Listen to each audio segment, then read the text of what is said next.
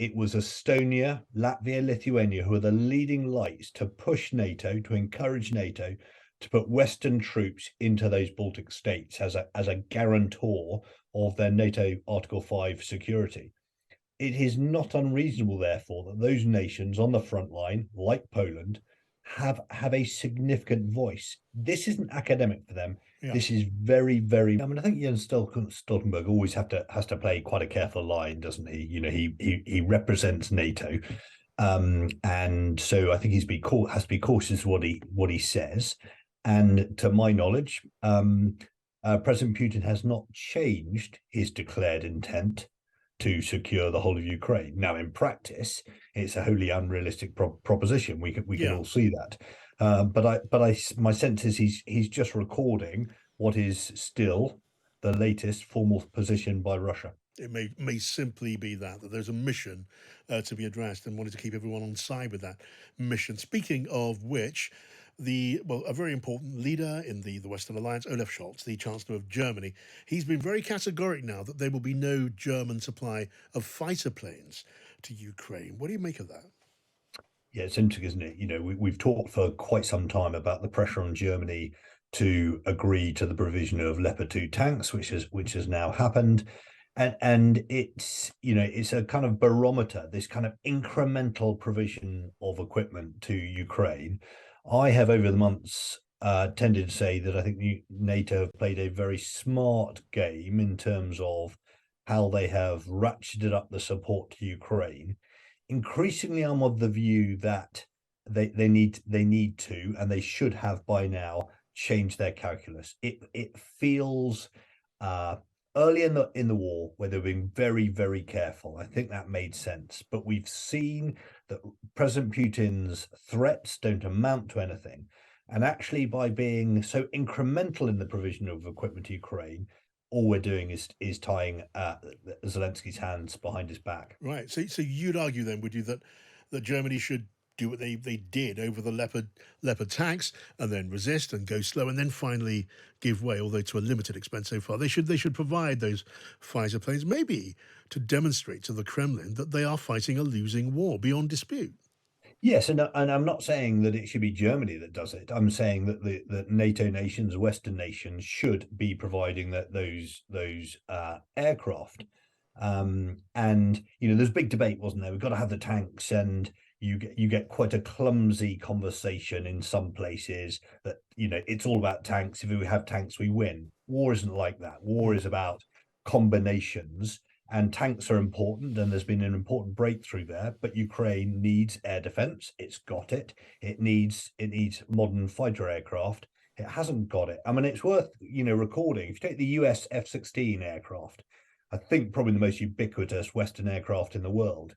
You know, Pakistan has F-16s. Our Iraqi friends have F-16s.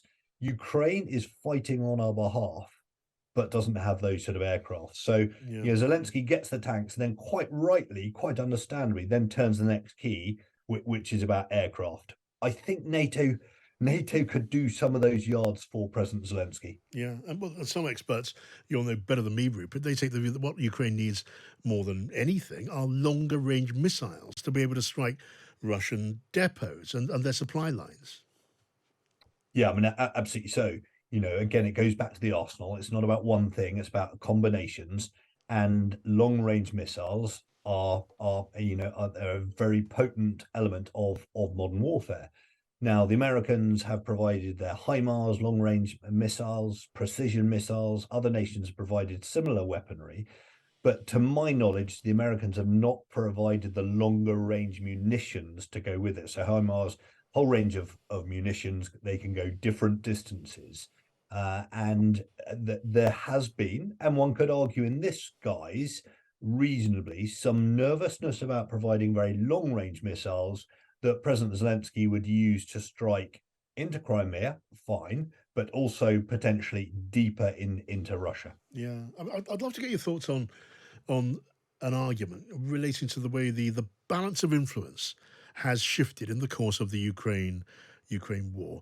So back in the day, when I say back in the day, I mean, you know, a year ago, we would see Berlin on the line to Moscow doing deals, setting the climate, and smaller nations would basically have to live with that. Now, the balances may be shifted, and we're seeing in the east of Europe countries like Poland and Estonia are combining. In the north, Finland, which is now on its way to NATO, and they between them, they make a new powerful block in strategy, don't they? They had a lot to do with driving Germany to take its position, and America along with it on the question of tanks, for example. Absolutely so. And so countries like Germany and France can stand back from the problem and have an academic conversation. If you're Estonia, you can't. You're on the front line. You've been on the front line with Russia. You have a border with Russia, and your very existence has felt threatened by Russia. So go back to after the invasion of Crimea. It was Estonia, Latvia, Lithuania who are the leading lights to push NATO, to encourage NATO to put Western troops into those Baltic states as a guarantor of their NATO Article 5 security. It is not unreasonable, therefore, that those nations on the front line, like Poland, have a significant voice. This isn't academic for them. Yeah. This is very, very real. Yeah, well, an existential question. So, which then opens up the interesting thought that the shift in thinking, and some argue that there has been a shift in thinking in favour of Ukraine having to win this war, not merely withstand aggression from Russia, but actually win. That's being driven by countries like the Baltic countries, like Poland, like Finland in the north as well. Yeah, absolutely. And if you are sitting in those countries, this is a kind of quite a binary conversation, and you will not unreasonably use words like winning, because if you're Estonia, if you're Finland, you have a land border with Russia. Germany doesn't, we don't, France doesn't, Italy doesn't. The countries like Poland, they're right up on the front line of this problem. Poland only has a front line with Kaliningrad, a enclave of Russia, but nonetheless, it's very real. And so they will use terms like winning. I think terms like winning are not necessarily especially helpful, because ultimately there's no winners in a war like this. Yeah. It's about how many of your objectives can you achieve before some kind of negotiated settlement is achieved. Yeah, let me lastly mention this, because it's got a lot of attention in the news schedules today, Rupert. And Boris Johnson, in an interview for the BBC, talking about how in a phone conversation with Vladimir Putin, he says, mentioned the possibility, with whatever degree of likelihood, of being able to take out Boris Johnson with a Russian missile, which is a proposition which strikes me as entirely implausible. What did you make of that?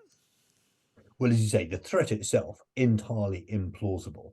But no matter what you may think about Boris Johnson as a prime minister, there is little doubt that as it relates to Ukraine, he has been at the very front edge of international pressure on Russia and support to Ukraine. So I tend to buy what Boris Johnson says. If he says that's what happened, I've got no reason to dispute it. It is absolutely typical of President Putin. I mean, he's a school ground, fool, and threats like that have no place in the international community.